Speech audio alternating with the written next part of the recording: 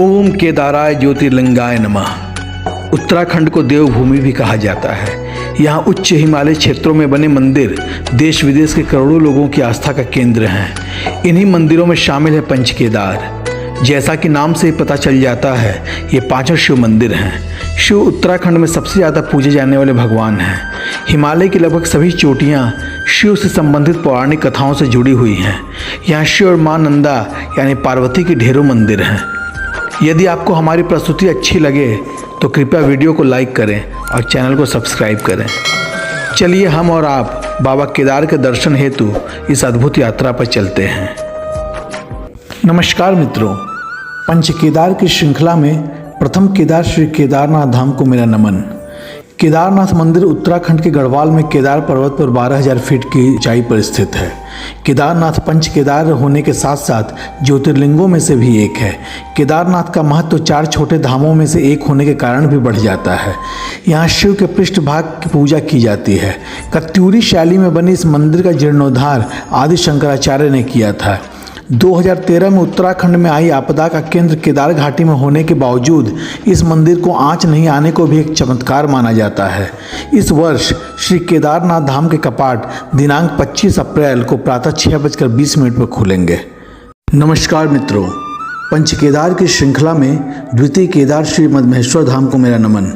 द्वितीय केदार मदमहेश्वर में महादेव के मध्य भाग अर्थात नाभि की पूजा अर्चना की जाती है। मदमहेश्वर चौकंबा के शिखर पर हिम से घिरी सुरम्य घाटी में बना हुआ है। पौराणिक मान्यता के अनुसार शिव पार्वती ने यहाँ के नैसर्गिक वातावरण में ही रमण किया था।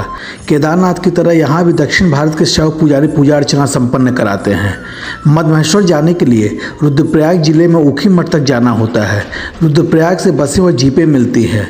ऊखी मठ में मुख्य बाजार से सीधा रास्ता उनियान को जाता है, जो मदमहेश्वर यात्रा का आधार स्थल है। उनियान से मदमहेश्वर की दूरी 23 किलोमीटर है, जो पैदल तय की जाती है। यह जगह समुद्र तल से लगभग 3,300 मीटर की ऊंचाई पर है। इस वर्ष मदमहेश्वर के कपाट 22 मई को 11:30 पर खोले जाएंगे। ओम नमः शिवाय। पंच केदार की श्रृंखला में तृतीय केदार श्री तुंगनाथ धाम को मेरा नमन। तुंगनाथ दुनिया की सर्वोच्च ऊंचाई पर बना शिव मंदिर है। इसकी ऊंचाई 3,680 मीटर है। यहाँ महादेव की भुजाओं की पूजा की जाती है। यहाँ मक्खू मठ के मैठानी ब्राह्मण पूजा अर्चना संपन्न कराते हैं।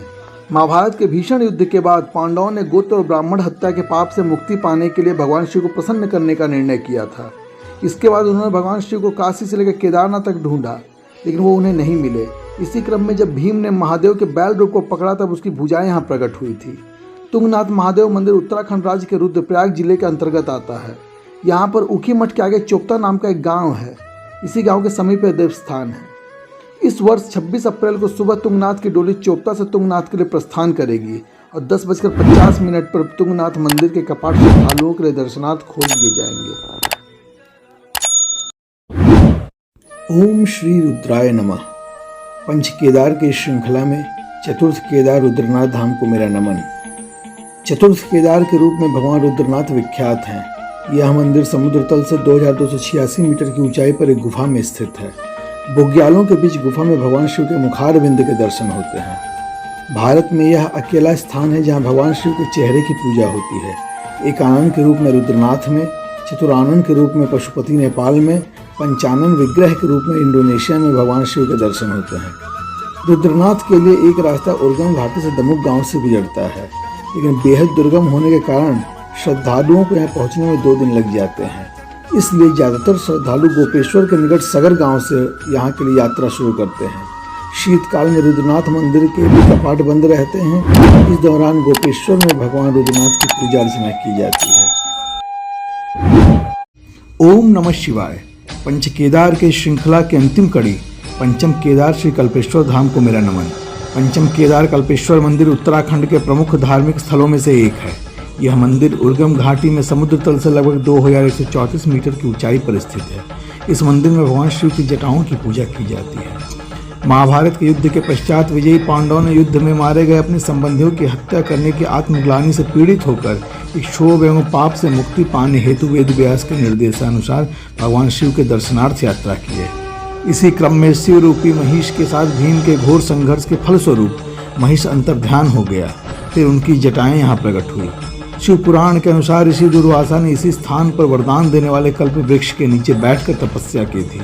तब से यह कल्पेश्वर कहलाने लगा। कल्पेश्वर तक पहुंचने के लिए ऋषिकेश, देहरादून और हरिद्वार से बस सेवाएं उपलब्ध हैं। धन्यवाद श्रोतागण।